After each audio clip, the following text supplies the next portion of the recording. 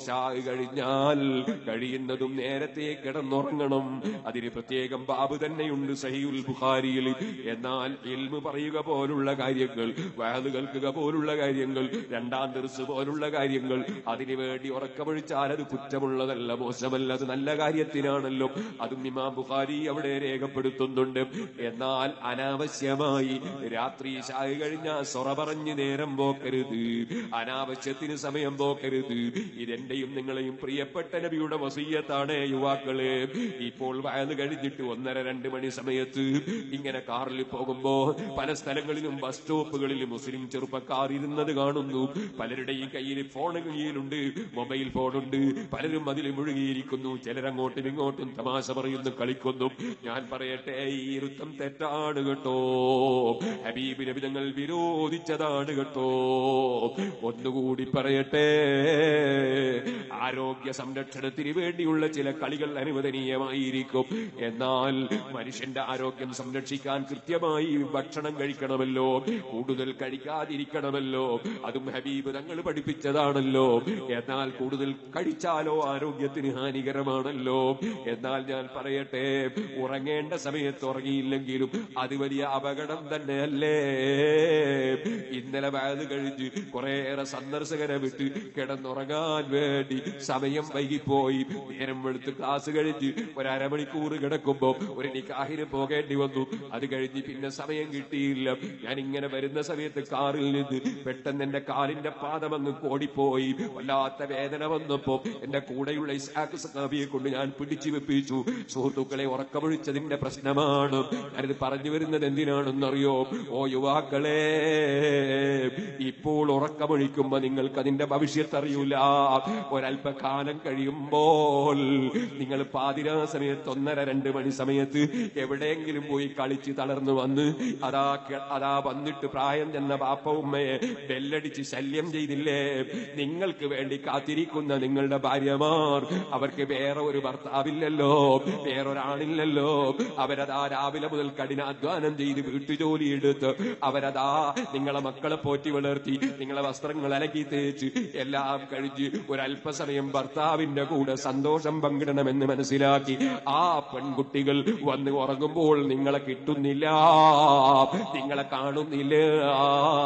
അവർ ഉറങ്ങുന്ന സമയത്ത് 1:30-2-2:30-3 മണി സമയത്ത് നിങ്ങൾ ടർഫിൽ പോയി, അല്ലെങ്കിൽ വേറൊരു സ്ഥലത്ത് പോയി. ഇനി കുറെ കാലം കഴിയുമ്പോ ടർഫ് ഹറാമാണ് എന്ന് പറഞ്ഞു എന്നൊന്നും പറയണ്ട.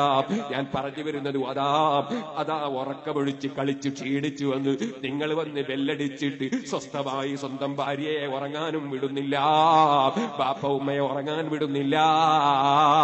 അങ്ങനെയായി അതപ്പതിക്കല്ലേ ചെറുപ്പക്കാരെ. അതിന്റെ ഭവിഷ്യത്തുകൾ പിന്നെ വന്നു ചേരുമ്പോ, നിങ്ങൾ ആരോഗ്യം തകരുമ്പോ അന്ന് നിങ്ങൾ കൈകടിച്ചത് കൊണ്ട് കാര്യമില്ല. എന്തായാലും ഹബീബ് വിരോധിച്ച കാര്യമല്ലേ. കേട്ടിട്ടില്ലേ നിങ്ങൾ? മഹാപണ്ഡിതനായിരുന്ന ഇബ്നുൽ ഹാജ് റളിയല്ലാഹു അൻഹു മഹാനവറുകൾ ഒരു ദിവസം കേട്ടു, ബുധനാഴ്ച നഖം മുറിക്കുന്നത് നന്നല്ല, അല്ലാഹുവിന്റെ റസൂല് വിരോധിച്ചിരിക്കുന്നു. ആ ഹദീസിന്റെ പരമ്പര ഒന്ന് പരിശോധിച്ചു. ഹദീസ് ദഈഫാണ്, പരമ്പര ദുർബലമാണ്. അതുകൊണ്ട് ആ ഹദീസ് തെളിവിന് പറ്റൂല എന്ന് മനസ്സിലാക്കി ഇബ്നുൽ ഹാജി തങ്ങൾ നഖം മുറിച്ചു. സുബ്ഹാനല്ലാഹ്. ആ നഖം മുറിച്ചതിന്റെ പേരിൽ ശരീരമാസകലം വെള്ളപ്പാണ്ട് രോഗം വന്നു. ആ രോഗം കൊണ്ട് സങ്കടമായി പോയി. സുഹൃത്തുക്കളെ, വലിയ വലിയ മഹാന്മാർ അങ്ങനെയാണ്. നല്ല വെള്ളവസ്ത്രം ധരിച്ചു പോകുമ്പോ ചളി തെറിച്ചാൽ വളരെ പെട്ടെന്ന് തന്നെ വെള്ളമെടുത്ത് അവിടെ കഴുകി വൃത്തിയാക്കും. ലുങ്കിത്തുണിയും എടുത്ത് പോകുമ്പോ ചളി തെറിച്ചാൽ അത് പുഴയിൽ കൊണ്ടുപോയി അടിച്ചെടുക്കും. അങ്ങനെയല്ലേ വലിയ വലിയ മഹാന്മാർക്ക് അബദ്ധം പറ്റിയാൽ ഈ ദുനിയാവിൽ വെച്ച് തന്നെ അത് തിരുത്തപ്പെടും.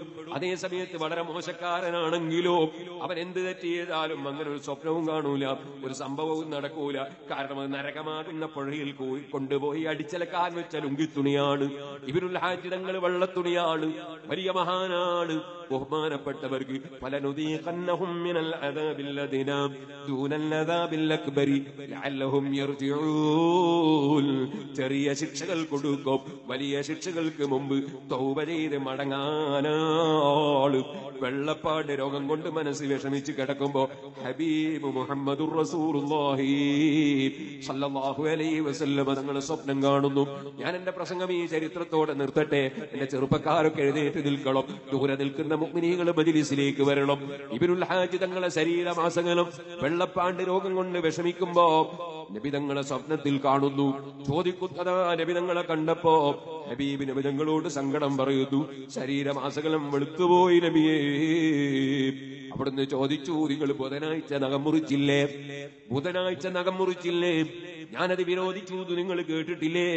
ബഹുമാനപ്പെട്ടവർ പറഞ്ഞു, നബിയെ അതെനിക്ക് സഹിയായ നിലക്ക് കിട്ടിയിട്ടില്ല, സഹിയായ പരമ്പരയിൽ അത് കിട്ടിയിട്ടില്ല.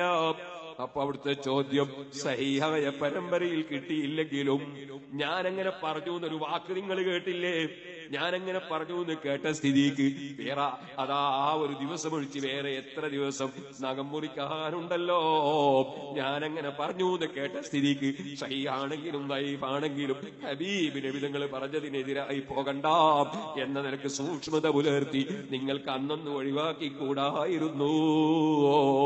മാപ്പാക്കണം നബിയേ, മാപ്പാക്കണം നബിയേ. കം അബ്റഅത് വസിബൻ ബില്ലംസി റാഹതുഹു.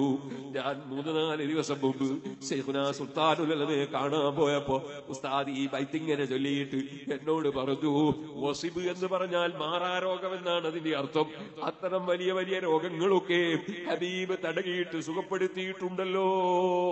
അല്ലാഹുവേ, ഹബീബിനെ ഇസ്ക് വെച്ച ആശിഖായ ശൈഖുനയുടെ രോഗം പരിപൂർണമായി സുഖപ്പെടുത്തി ഞങ്ങളെ സ്റ്റേജുകളിൽ എത്തിക്കണേ അല്ലാ. ഹബീബ് നബി തങ്ങൾ കൈകൊണ്ടങ്ങ് തടകിക്കൊടുത്തു. ഉറക്കിലാണ്, പക്ഷേ ഉറക്ക് തെളിഞ്ഞപ്പോൾ പിന്നെ വെള്ളപ്പാണ്ട് രോഗമില്ല. എന്റെ പ്രിയപ്പെട്ട യുവാക്കളെ,